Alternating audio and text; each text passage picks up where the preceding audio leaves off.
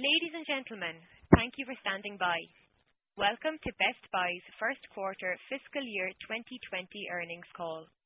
At this time, all participants are in a listen-only mode. Later, we will conduct a question and answer session. At that time, if you have a question, you will need to press star 1 on your phone. If you choose to be taken out of the question queue, please press star 2. As a reminder, this call is being recorded for playback and will be available by approximately 1 p.m. Eastern Time today. If you need assistance on the call at any time, please press star 0 and an operator will assist you. I will now turn the conference over to Molly O'Brien, Vice President of Investor Relations. Please go ahead. Thank you, and good morning, everyone. Joining me on the call today are Hubert Joly, our Chairman and CEO, Corie Barry, our CFO and Chief Transformation Officer, and Mike Mohan, our U.S. Chief Operating Officer. During the call today, we will be discussing both GAAP and non-GAAP financial measures. A reconciliation of these non-GAAP financial measures to the most directly comparable GAAP financial measures and an explanation of why these non-GAAP financial measures are useful can be found in this morning's earnings release, which is available on our website. Some of the statements we will make today are considered forward-looking within the meaning of the Private Securities Litigation Reform Act of 1995. These statements may address the financial condition, business initiatives, growth plans, investments, and expected performance of the company, and are subject to risks and uncertainties that could cause actual results to differ materially from such forward-looking statements. Please refer to the company's current earnings release and our most recent 10-K for more information on these risks and uncertainties. The company undertakes no obligation to update or revise any forward-looking statements to reflect events or circumstances that may arise after the date of this call. I will now turn the call over to Hubert. Thank you, Molly, and good morning, everyone. Thank you for joining us for this my last earnings call as CEO of this great company. As you know, we made an exciting announcement last month. On June 11th, Corie Barry will become the 5th CEO in Best Buy's 53-year history. At that time, I will transition to the newly created role of Executive Chairman of the Board. Also, Mike Mohan's role will be elevated as he moves from being our domestic Chief Operating Officer to the company's President and Chief Operating Officer. I am very proud of the seamless transition we've decided to implement, as it reflects positively on our momentum as well as on our focus on executive development and succession planning. It is clearly designed to ensure strategic and leadership continuity, and I'm grateful to the members of our Board of Directors for their diligence and care in overseeing this critical process. Before I share more thoughts on our leadership transition, let me first review our quarterly performance and provide an update on our progress as we implement our Best Buy 2020 Building the New Blue strategy. I will then turn the call over to Corie for additional details on our financial results and outlook. So Q1 was a strong quarter and a good start to the year. We reported $9.14 billion in revenue and grew our enterprise comparable sales by 1.1%, which was at the high end of our guidance. We also delivered better than expected profitability. We expanded our non-GAAP operating income rate by 50 basis points and delivered non-GAAP diluted EPS of $1.02, which was up 24% compared to the first quarter of last year. And I want to thank our associates across the company for their hard work and dedication in delivering these strong results. Before I discuss the progress we made on our Best Buy 2020 strategy, I'd like to share some brief thoughts on tariffs on goods from China. First, let me say that the administration has so far done a very good job of minimizing the impact of tariffs on U.S. consumers by limiting the number of consumer products on the tariff list. They've done this in part by taking input from companies like us. And so far, we've been able to minimize the impact of these tariffs by employing a number of mitigation strategies, including by buying products ahead of the tariffs being implemented and by working with our vendors. Second, made by the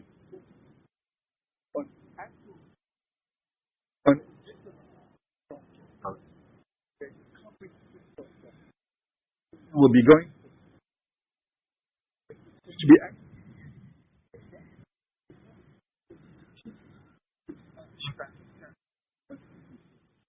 In addition,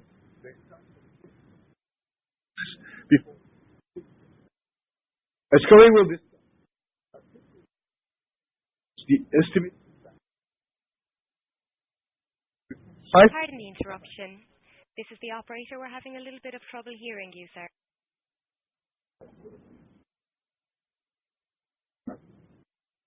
Let me move to.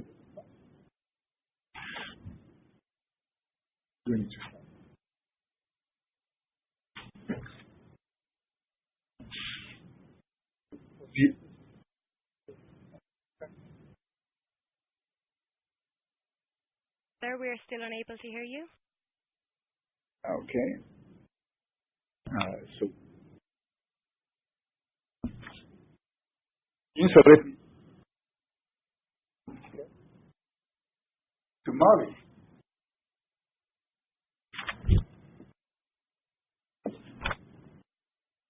Okay, how is it?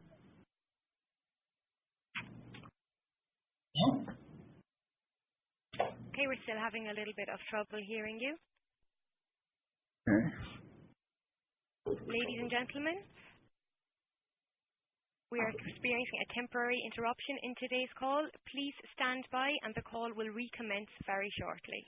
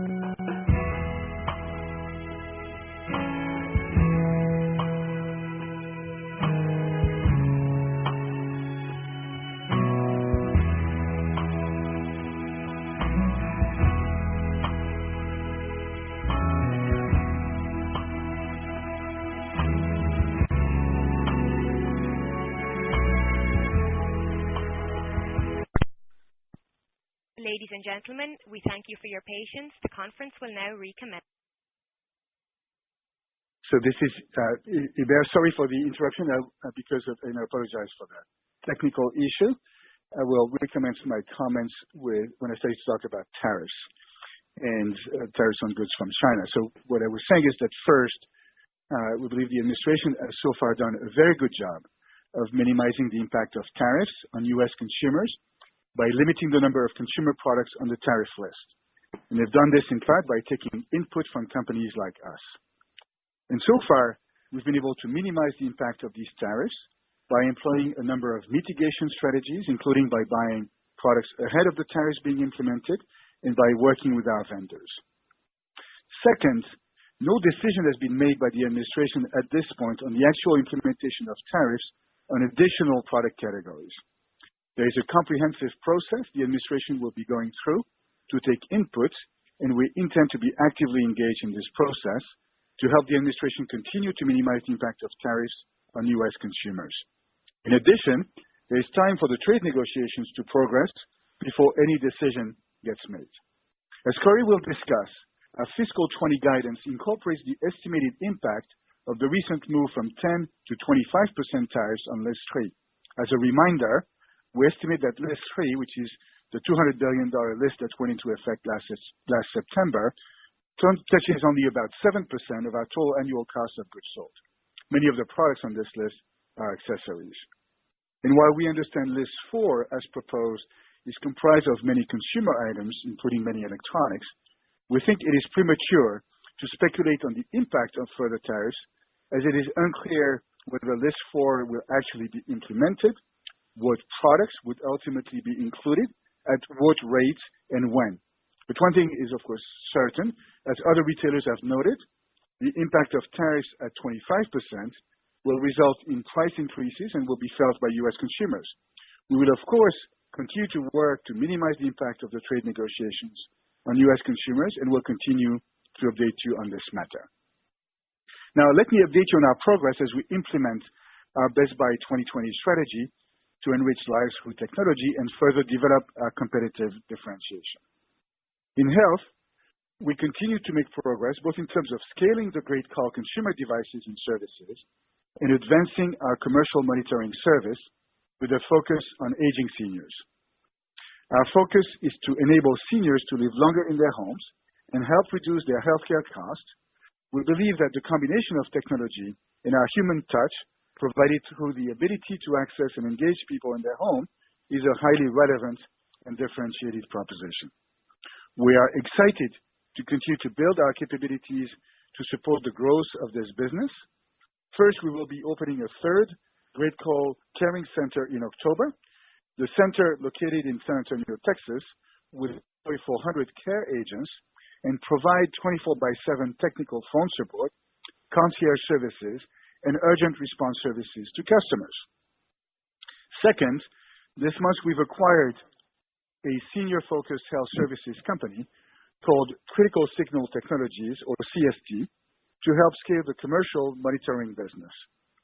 CST is approximately 100,000 senior subscribers, some of the CST services as a supplemental benefit under their Medicare Advantage plan. Coverage under Medicare Advantage plans is helpful to growing our commercial business because it allows us to engage with insurers and build our service into their plans as a way to both improve their member experience and help them save on cost. The acquisition of CST will thereby help facilitate our access to and penetration of the commercial market. We're excited about the prospects of combining CST services and relationships with the existing Great Call business. More broadly, the tuck-in acquisition, together with Great Call, complements our existing capabilities like Geek Squad and In-Home Advisors to better serve both the seniors in their home and those who support them like payers and providers. During Q1, we also continued to expand our Total Tech Support program, which provides members unlimited Geek Squad support for all their technology, no matter where or when they bought it. We continue to grow the member base at a steady rate while executing on our roadmap to drive the customer experience. Another first quarter example of how we are expanding what we do for customers is the rollout of our lease-to-own program. The financing provided through our Best Buy credit card is an important benefit we offer customers, but there are people who may not be interested in getting a credit card or are unable to qualify for it because of low credit scores, or in many cases, simply no credit history. Our lease-to-own program provides another options by enabling customers to make periodic payments over a fixed period, eventually leading to full ownership of the product once the agreement has been fulfilled. During the quarter, we launched the offer across 36 states, or about 70% of our stores, and expect to roll it out to another 9 states later this year. Customers are using the option to acquire products across a wide variety of categories with the largest being computing. In addition, we found during the pilot that a significant number of customers are choosing to take advantage of Progressive Leasing's 90-day purchase option, which consists of a $79 initial payment plus the retail price. The offering is consistent with our strategy to enrich lives through technology by opening up the experiences that we offer to new customers that might not otherwise have the chance to acquire the kind of solutions that we sell. In many cases, it will allow us to catch customers early on in their credit history and build a relationship with them over time. In addition to expanding what we do for customers, we're continuing to evolve the way we interact with our customers across their homes, our stores, and digitally. As we mentioned during our last call, we are developing a holistic home strategy to leverage all of the ways we currently interact with customers in the home to create meaningful relationships and further differentiate Best Buy.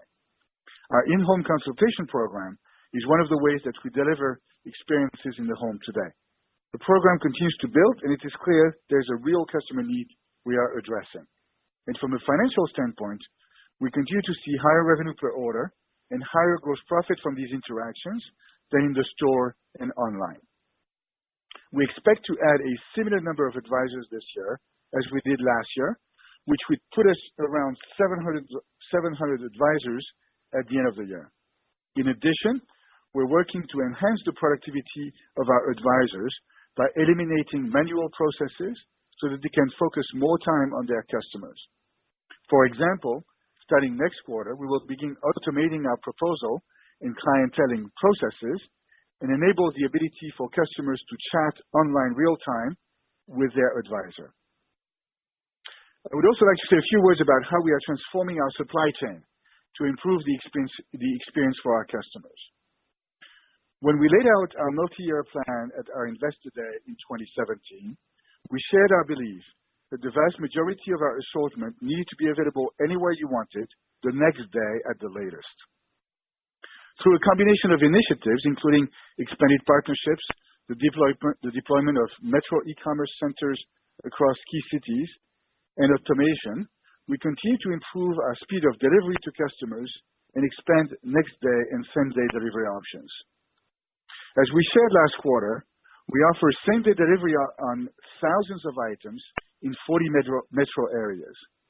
In addition, we offer next-day delivery options in 60 metro areas on orders over $35 for free with no membership fees. In fact, customers can order as late as 8 p.m. in Los Angeles and New York City and 5:30 p.m. in the other metro areas and will get their package delivered the next day. 77% of Best Buy customers are in a zip code where we are able to offer this service today, and thousands of SKUs are eligible. In addition to our various shipping options, all of our customers also have the extremely convenient option to pick up their products in our stores within 1 hour of placing their order. Even with all improved shipping options and enhancements available to our customers, they are increasingly choosing to pick up their products in one of our nearly 1,000 stores. And so in-store pickup of online orders is now about 40% of our online revenue and growing. Automation is an important part of our supply chain transformation, and starting in Q4 of last year, we've been rolling out new automating boxing technology in our distribution center that builds real-time custom boxes for products coming down a conveyor belt.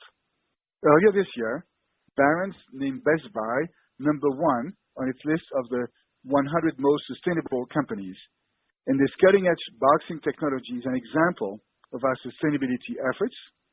In addition to driving productivity, it reduces environmental waste by eliminating excess corrugated cardboard and all plastic packaging fillers. Overall, our supply chain strategy is to leverage our assets of stores, distribution centers, and metro e-commerce centers in a portfolio approach. That allows us to optimize speed, convenience, and cost to meet customer needs at the right time and place. We're still in the midst of this multi-year transformation, but we like where we are and where we're going. Of course, we'll also continue to drive efficiencies and reduce costs in order to fund investment and offset pressures. During the first quarter, we achieved $75 million in annualized cost reductions and efficiencies, bringing the cumulative total to $575 million since Q2 fiscal 2018. This is towards our fiscal 2021 goal of $600 million. Before I turn the call over to Corey, I would now like to say a few words about our upcoming management transition and my excitement about the future of our company. The choice of timing of a CEO transition is probably more of an art than a science. I personally felt it was the right time for me to trigger this leadership transition for several reasons. First, I felt we had achieved what I had hoped to accomplish when I joined the company in 2012. I am proud of what we've delivered for our customers, our employees, our vendors, our shareholders, and our communities. Second, I felt we had built the depth and breadth of talent necessary to carry Best Buy into the future. Last September, we put in place a new leadership organization by elevating Corey and Mike to new roles with greater responsibilities. In the time since then, I have been very impressed by the effectiveness of our team and these leaders. Third, with a clear and exciting purpose to enrich lives through technology, we set out 2 years ago to implement a strategy focused on addressing key human needs in entertainment, productivity, communication, food, security, and health and wellness. We've essentially achieved our fiscal 2021 revenue and non-GAAP operating income targets 2 years ahead of plan. And while we still have a lot to do from a transformation standpoint, it is clear that we are on the right path. Fourth, we've announced plans to host a meeting with the investment community later this year. I thought it was important that the leaders who stand in front of this audience to lay out our roadmap for the future be the team that is responsible for carrying that strategy forward. So in my new role, I will, of course, continue to lead the board of directors. I will also advise and support Corey on key matters such as strategy, capability building, M&A, and external relationships. In addition, I will assume certain responsibilities at Corey's request in areas like government affairs, community relations, and leadership development. In closing, let me say that I could not be more excited about the opportunities ahead of us and confident in the team we have built, as well as our talent, culture, heart, and soul. I look forward to continuing to work with Corey, our team, and the board in my new role, helping drive our strategy and transformation with one goal in mind, fulfilling our purpose to enrich lives with technology, doing well by doing good. Now, I want to thank you, our shareholders and the analysts who cover us, for your support over the past 7 years. I have thoroughly enjoyed our ongoing dialogue. Our interactions have not only been stimulating, they've challenged us to be better as a management team and as a company. Likewise, I want to thank my colleagues for our collaboration and their friendship. Working together, we turned around and then began growing this wonderful company, and it has been the honor of my professional life to work with all of you as we did this. The company is in good hands with our new leadership and the depth of talent we have, and I'm confident that the journey we began in 2012 will continue well into the years ahead. And now, I am very excited to turn the call over to our CFO and future CEO, Corey Barry. Good morning, everyone.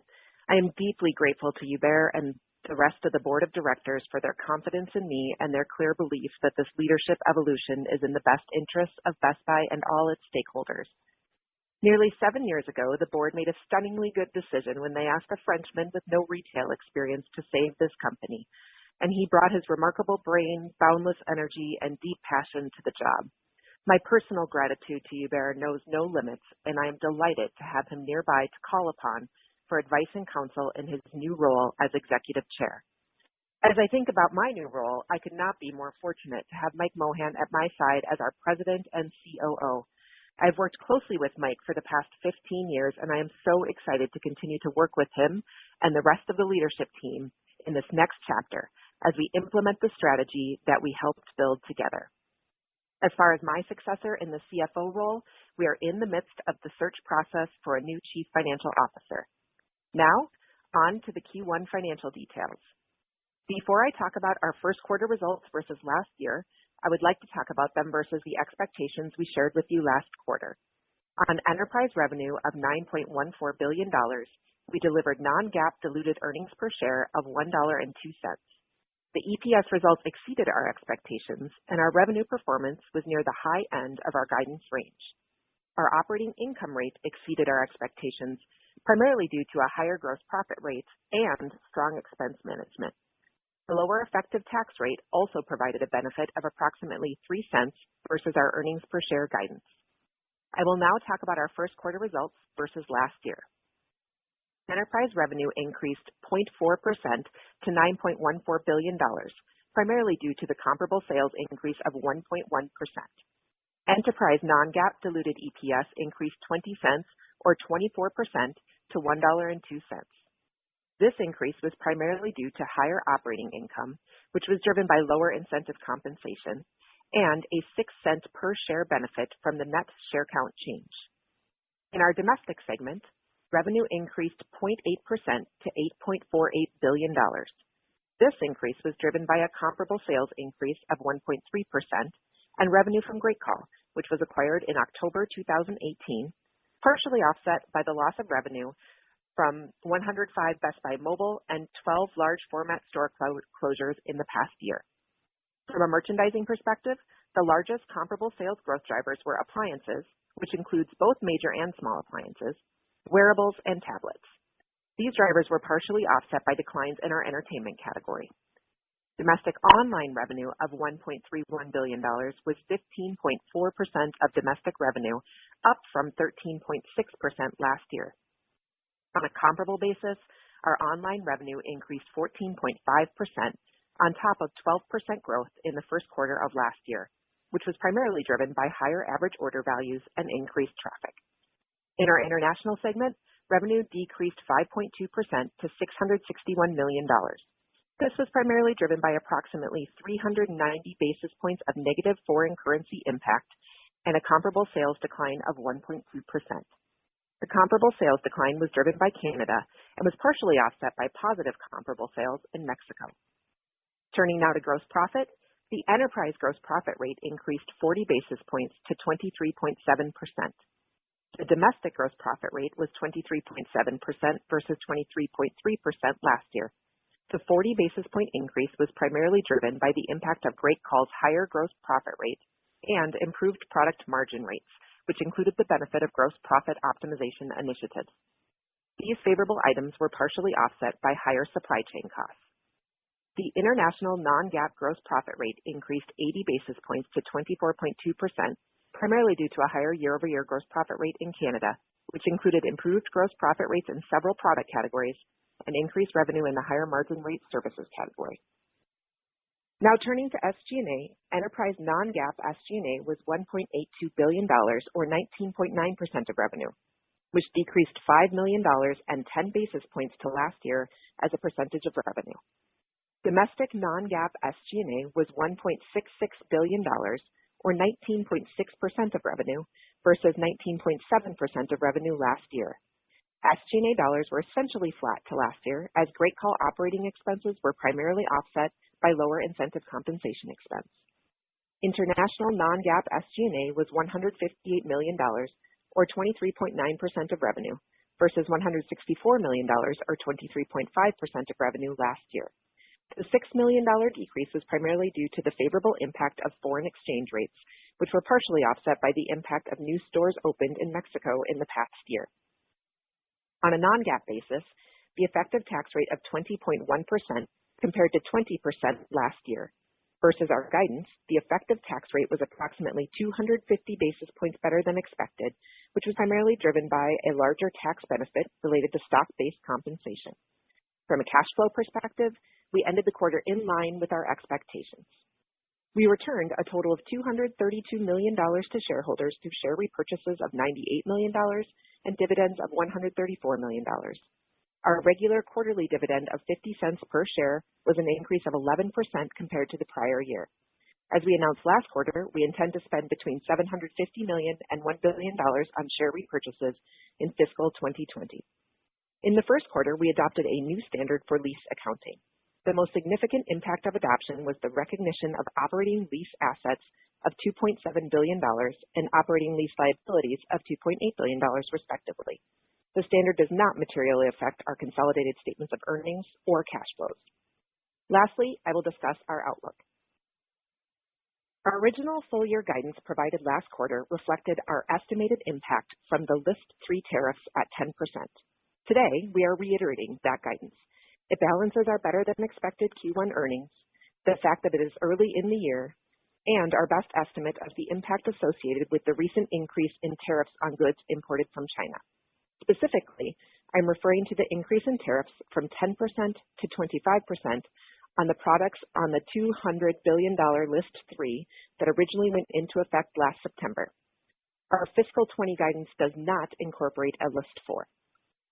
As a reminder, our full-year fiscal 2020 guidance includes enterprise revenue in the range of $42.9 to $43.9 billion and enterprise comparable sales of 0.5 to 2.5%.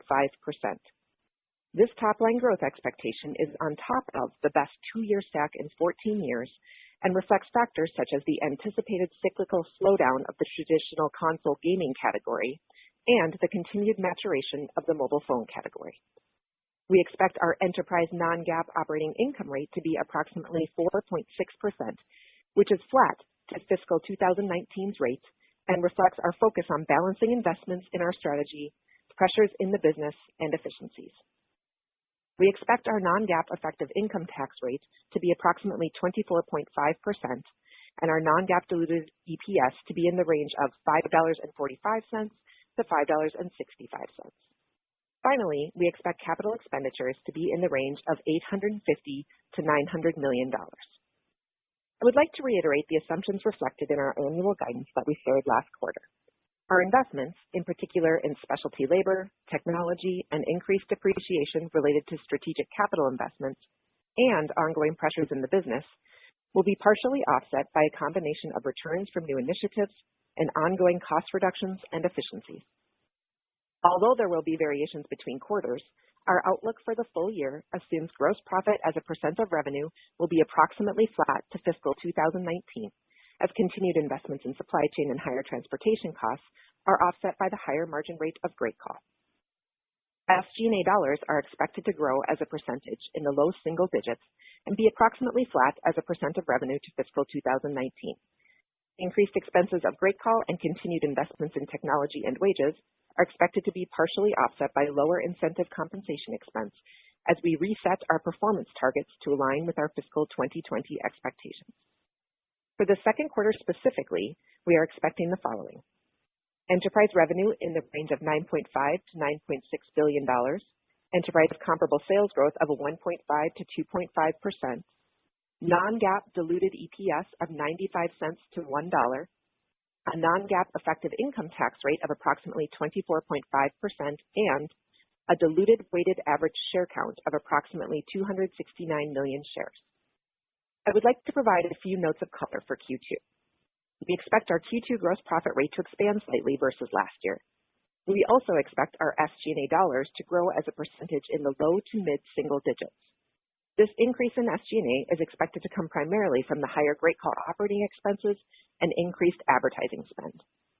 Although the higher Sgna will be partially offset by lower incentive compensation expense, the benefit versus last year is anticipated to be considerably lower than the year-over-year benefit we realized in Q1. Lastly, the acquisition of CST closed during Q2 and was funded with existing cash. The acquisition is not expected to have a material impact on our revenue or non-GAAP operating income this fiscal year. I will now turn the call over to the operator for questions.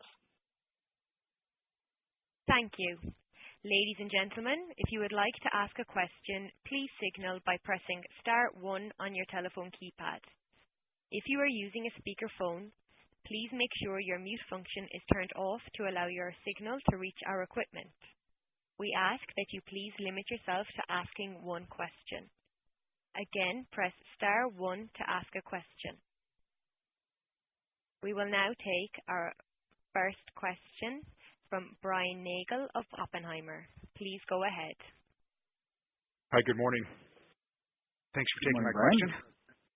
And first off, congratulations to everyone on their new roles. Very well deserved. Thank you.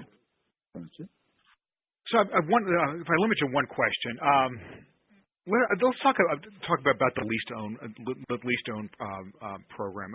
Hubert, you mentioned in your prepared comments, but we started to roll this out now. I guess the question is, if you look at this program, how big could it be? And the consumer that you're serving with this, is it truly an incremental consumer to Best Buy? And how should we think about any sort of say the financial ramifications to Best Buy from these sales? Yeah, so I'll start and Hubert can pile on. I think what I'd start with first is what we want to offer is a variety of customer purchase options. And I think that's really important. And you know this, but I think it's important to start with our branded credit card is already 25% of the business that we do. You can see that in any of our filings. And so that's kind of our starting point in terms of customer purchase options.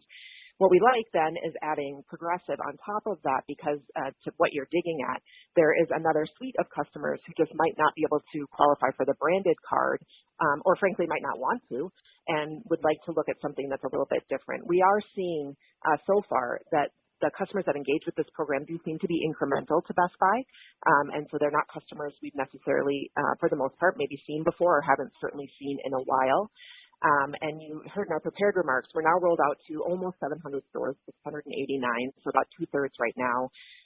We're hoping that by the end of the year, we can roll out to another 9 states before holiday. And so that will get us significantly across our store base. We're not sizing it right now. And because we're still rolling, we're learning a lot even as we roll. Like we said in our prepared remarks, we rolled halfway through the quarter. And one of the things we know for sure is that as the stores are on the program longer, they become more and more proficient around the program. And so, we like what we're seeing. We feel like we really are addressing a customer need very in line with the strategy and that we're providing a whole other suite of purchase options. And we'll continue to see how it grows over time. Perfect. Thank you very much. Again, congratulations. Thank you. Our next question will come from Joseph Felson of PLC SEY. Yeah. Hi, guys. Good morning, and congratulations to everybody. Thank you. Wanted to ask, noticed inventory was up a little bit. Is anything going on there that you talk about? Maybe it's just bringing in goods ahead of the tariff list or just ready for the spring or anything with that? Thank you, Joe. A little bit more the latter, honestly, because if you think about when the tariffs were announced, it was actually very close to the end of our quarter. And so this is really about us making sure we felt like we were in really good position heading into Memorial Day and then Father's Day. And we were light in a couple spots last year. And so the team had the opportunity to bring in some inventory and make sure we were well set. The other thing that I would say, I'm incredibly impressed by our merchant demand planning teams and the health of the inventory is some of the best that we've ever seen. We have very, very low risk right now, and we've been, moving through the inventory at a nice pace. So really nothing to read into there, just preparing for what is a string of kind of secondary holidays that happens during Q2.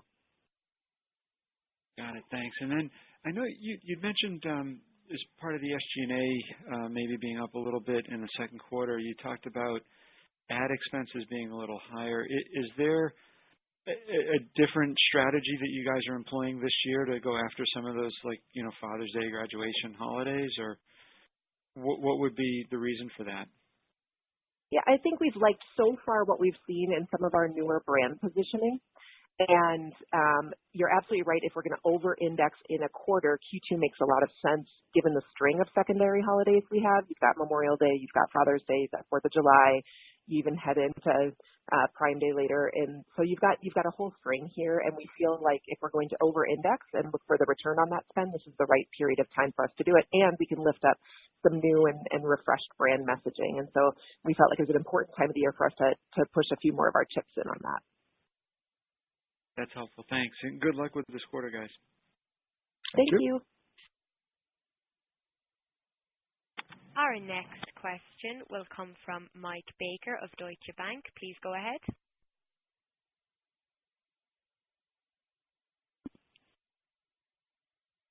Please go ahead, Mr. Baker. Your line is open. It appears Mr. Baker has stepped away from the phone. We will go to our next question from Simeon Gutman of Morgan Stanley. Please go ahead. Hey, good morning. Hubert, only fitting that my name gets like that. I think it happened on the first call that you did a long time ago. So my first question, or I guess my only question, is anything surprise you about sales in the first quarter with regard to cadence, with regard to categories, and just drilling into the computing and mobile category? Can we talk about laptops, desktop trends, and then anything with mobile as far as replacement rate, uptake in the category in general? Thank you.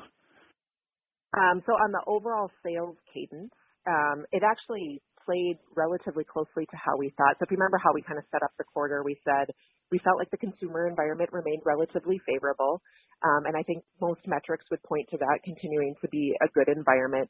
We did have a little bit of pause around tax refunds that we mentioned. And if you remember when we were leading into the quarter, refunds, both quantity and amount, were down about 40%. And we said we were still gauging how much of that would come back. You ended up, based on the IRS data, with tax return total amounts down about 2.4%. So we think that probably led to just a little bit of softness in the quarter, which again was kind of in line with how we guided for the quarter. And important to note, we also, and we said it, we saw a softer than expected revenue in international. Now that's very much tied to the macro environment there. You can see that GDP is down in Canada and oil prices are struggling. And so you've got a bunch of things happening there that we think are more macro tied. But in general, there wasn't anything that was a huge outlier. In terms of the computing and mobile business, I'm going to take those a little bit separately. Computing, we've kind of been looking at computing and tablets together. We talked about tablets as being an area of strength, but it's a lot of the higher end, higher processing power, big gun kind of tablets, which you can imagine we kind of look at in light of computing. We didn't see a major change in trajectory there as we think about those categories together. A little bit more strength on the tablet side, a little bit less on the computing side, but you can see people kind of making trade-offs between those two spaces. From a mobile perspective, that was actually just a slightly bit better than we thought it would be, but it was still down year over year. And so, again, that's the category where we've said for a while we kind of have some moderate expectations around growth there. It's definitely maturing, and we continue to see it's a highly penetrated category where there just isn't a ton of new news or new reasons to buy. Great, thank you. Our next question will come from Jonathan Matuszewski of Jefferies. Please go ahead. Great. Thanks for taking my question. So Total Tech Support seems to have some nice momentum lately in terms of enrollments and some healthy renewal rates based on our work.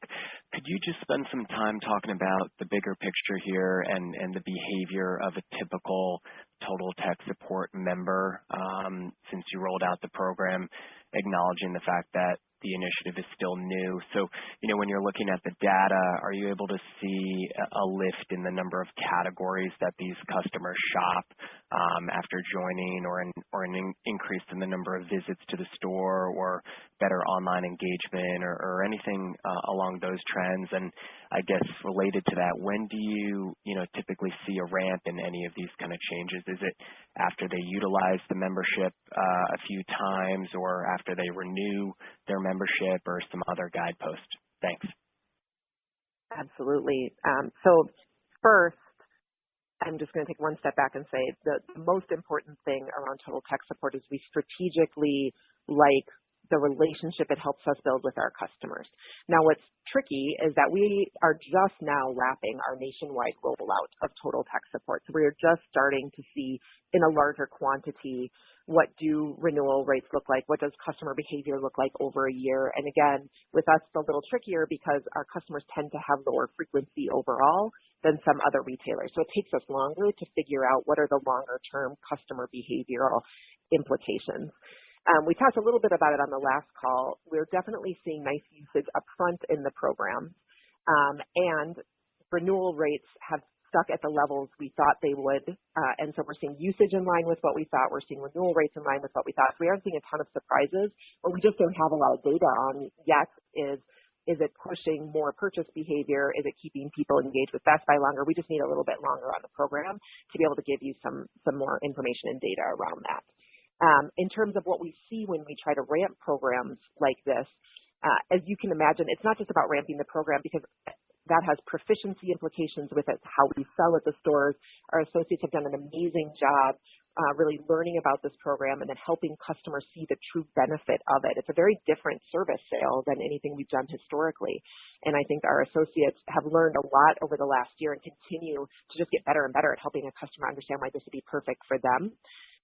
I think the other thing that we are also doing behind the scenes is continuously trying to improve the customer experience, both from a digital perspective, how I can self-help, how I can see what I have, how I can look up how to repair something myself, but also importantly from how we help you, how we prioritize your service visits, and how we make sure we're helping you in the moment as quickly as possible.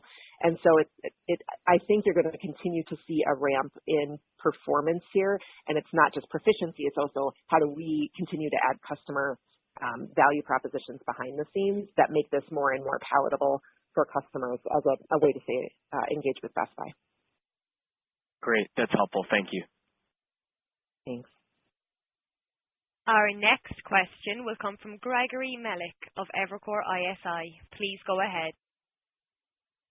Great. Thanks, Sue Bear. Thanks for everything over the years. And Corey and Mike, congratulations. Well deserved. Thank you. So no good deed goes unpunished. Thank you for the tariff information. If you were to look at list 4 now, what percentage of your COGS would that be? It was nice to have the 7% on the current list, but could you help us on that front? And then I had a follow-up.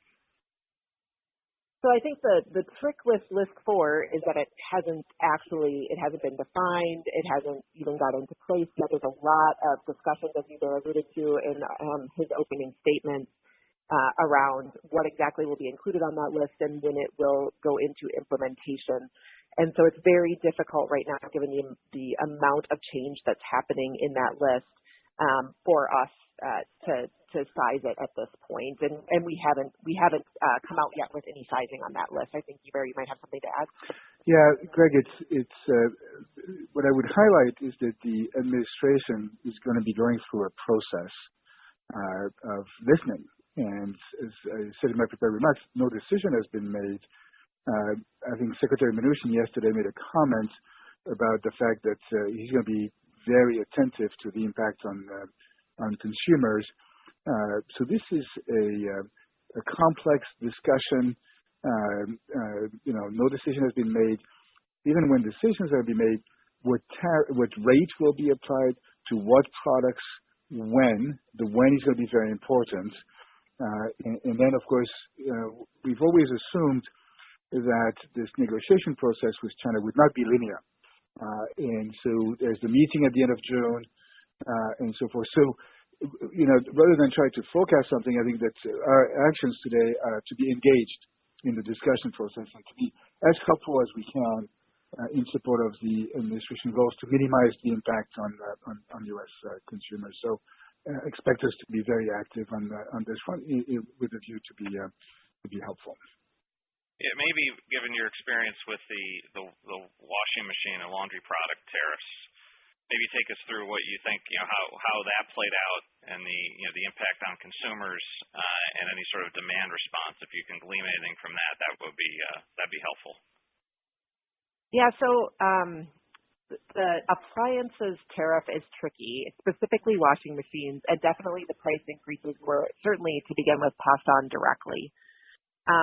Units did decline, but that impact was offset somewhat by higher prices. The hard part is I would not draw comparisons with that category because that's a category you go buy a washing machine because of duress or need, and it doesn't have the same elasticities of some of the other products that we sell. And so I don't think that that's a great indicator of how behaviorally people will respond, and especially at the different levels, 10 to 25%, I think you're going to end up with potentially some different consumer buying behaviors. And also across more categories, right? Because ultimately people have to make decisions. Correct. Right. All right. Okay. Thanks a lot, and good luck to all of you, and congrats. Thank you. Our next question will come from Zach Fadem of Wells Fargo. Please go ahead. Hey, good morning. Just wanted to talk about, the demand you've seen over the years for appliances, home theater, smart home, et cetera. And could you walk us through just how much of your business you believe is related or tied to housing, whether you see that as a headwind today, and maybe talk about how you see home services fitting into this ecosystem? Thanks. Yeah, so we actually, we've done some correlations with housing, and we actually don't have a super high correlation to housing. Some of those individual categories might have a slightly higher correlation, but we don't tend to have a very large one in total. In terms of how we see services playing with those categories, definitely as we've grown larger TVs and large appliances, we've seen services like installation, delivery, those type of services expand materially as we've been able to grow those businesses. And so I think, even part of what you're seeing in the reason people like Total Tech Support is it can help them with some of those delivery and installation experiences as they're buying these larger products. And so the nice part is we haven't seen a ton of correlations right now in our business to housing, and we continue to see nice results in those categories. And what I would add there, Corey, is that, above and beyond what the market does, what we continue to be very excited about, and that's the essence of our strategy, is the opportunity to deepen the relationship with our customers. We had highlighted at our Investor Day back in 2017 that our share of wallet of existing customers was around, a quarter. And a lot of the initiatives we have underway are designed to strengthen and deepen and broaden the relationship with these customers. And when you have a relatively low market share, which we think is our case, then you are excited about the upside from increasing that penetration, which could, very much outweigh any kind of short-term fluctuation in the underlying macro. Appreciate the color and congratulations as well. Thank you. Our next question comes from Scott Mushkin of Wolfe Research. Please go ahead.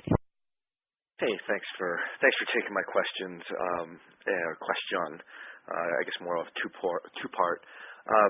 Sales drivers want to talk about the back half of the year, how you guys are thinking of what can maybe move the needle as we get in the back half. But then I wanted to think more long term and kind of looking out how we should view some of the strategic initiatives like Great Call, CST, In-Home Advisor, Total Tech Support, the move to 5G in relation to kind of how you guys are thinking about your longer-term sales growth rate. Thanks. Yeah, so we'll start with the back half. Definitely some of the consistent sales drivers that we've even seen coming in to the first part of the year here. We continue to see appliances as an ongoing opportunity for us and feel very well situated there. There continues to be interesting innovation in some of the other categories, like what we're seeing in smart home and what we're even seeing in innovation. And you can see the different categories at different times. A new rev of tablets creates new interest. Some of the new in-home automation products creates new interest. Some of the new TV, even evolutions, continued penetration in 4K, and even the ability to see 8K and some of the new technologies that continues to drive interest. And so I think this combination of continued strength in some of the underlying categories like appliances and then a continued evolution of technology in a few of the other categories, we continue to see a lot of interest in the products that we carry. Importantly, as we look ahead, I'll spend just a moment on health.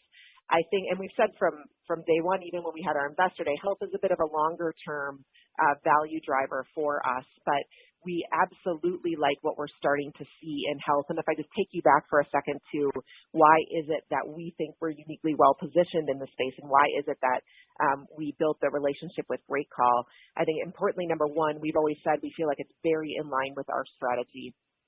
It addresses that key human need question around health and wellness. And in particular for us, when we're really trying to get pointed around our purpose, this is a very important purpose question around helping older Americans live a more independent life in their homes with the help of technology, which aligns very well to what we're trying to accomplish overall. The space is exciting. There are 50 million people over 65, and that number is going to grow more than 50% in the next 20 years. And so you have a real population of people who would like to have some help. And then with Great Call, we felt like we really acquired a great asset with already 900,000 members and already a good profitable business. I think importantly, between the two companies now what we're seeing is that we jointly bring to life a number of really interesting value creation opportunities. We're the only place that has a nationwide footprint of in-home capabilities around technology, as well as, importantly, the support backbone that keeps those things running over time. We're agnostic across ecosystems, so we'll help you with whatever technology you already have or whatever technology you want to put in. And as we bring on Great Call's assets, their ability to help us with the human touch, combined with more predictive analytics, it becomes very powerful because then you can not only start to see major medical events might happen, but we have some of that human intervention that also is helpful. And so I think we're continuing to build on that thesis, and I think you can hear us every time we talk to you, we get a little bit more clear about the space that we play in that we feel like no one else can. That being said, it's going to take us some time to continue to build the capabilities and then to build the footprint. Right now, we just have a few small kind of publicly announced partnerships with Senior Whole Health of Massachusetts and long-term care insurer Sgna, which is one of the largest U.S. commercial property and casualty insurance companies. And those are a couple small proof points, and we're going to continue to try to build on those over time. I think that's likely a longer-term thesis for us, but a very exciting one in terms of a unique space where we have capabilities. As I think about other growth mechanisms like 5G, I might actually turn it over to Mike and ask him to add a little color to what we think that could do for us. Hey, Scott, it's Mike. You brought up IHA and 5G, and they both apply in different ways where we think there's some good excitement. I'll start with IHA. We already know it's an incremental part to our business, and it just helps us build a deeper relationship with our customers and expand the share of wallet. And so if I look at that going forward, it's an area we think we just started. We're in the first few innings of what that could look like to drive a longer, deeper relationship with customers across a whole host of products and services. When I think about 5G, it's a place where we're really in a good spot to help our carrier partners and OEMs bring new technology solutions to life, because this one's going to get rolled out market by market. And you're going to need an environment where you can actually get into people's homes, get into people's businesses with qualified and trained teams, and then use our stores for opportunities to showcase what's possible with higher network speed. So we're optimistic about it. It's just starting, and we think it's going to be a great journey to be a participant in. And then, of course, in terms of specific numbers, that's why we have this meeting in September with Q3, where the team will have the opportunity to try to update long-term prospects, and that's something we had announced on our call at the end of February. Great, guys. I look forward to the meeting. Sounds like we could see some sales acceleration, so I do look forward to the meeting. And I'll offer my congratulations too. It's just a wonderful group of people, and look forward to the next chapter. Thanks. Thank you. Thank you. Our next question will come from Scott Ciccarelli of RBC Capital Markets. Please go ahead. Good morning, guys. Unfortunately, I do have another tariff question. Corey, you have highlighted that tariffs were expected to impact about 7% of your COGS. I guess what I'm trying to figure out is, of that 7% exposure, can you help us understand how much of your mitigation process was handled or managed through vendor negotiations, basically pushing that price increase, if you will, back onto the vendors, and then how much was handled through you guys having to increase prices, just so we can kind of think about how the forward tariffs may work. Thanks. Yeah, so I'll try to give some color. We talked last time about some of the ways that we are going to try to mitigate tariffs, and we broke it down into a few buckets. In some cases, we obviously have worldwide vendors who might make some decisions to push that across their whole worldwide business. In some cases, we also know that we have vendors who would absorb costs as a way to retain some of the business.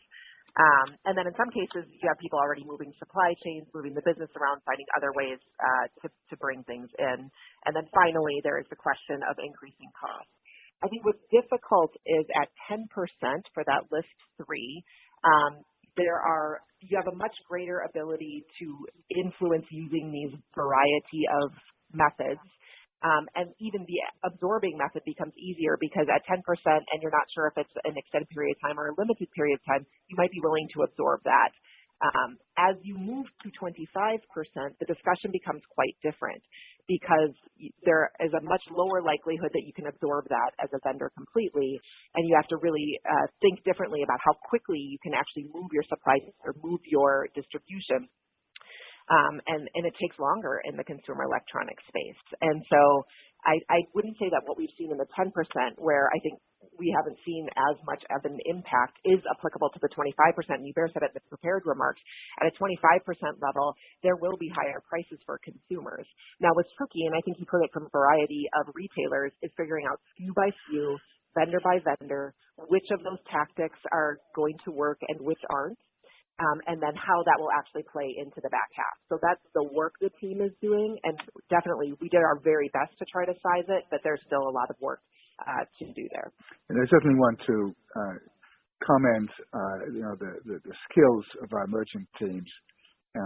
Of course, and given the size of the U.S. market, the size of Best Buy in this market, and these teams, do a wonderful job of navigating these waters, and that's one of the.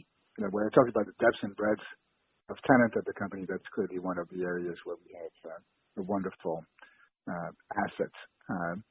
I'm looking at the clock, and this is not only my last call as CEO, but the last minutes of my last call as CEO. And before we end the call, let me simply say this.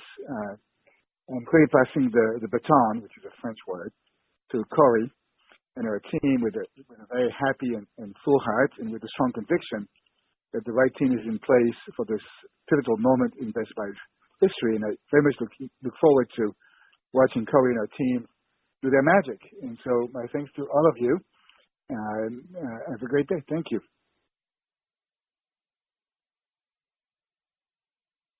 Ladies and gentlemen, this concludes today's question and answer session, and this concludes today's call. Thank you for your participation. You may now disconnect.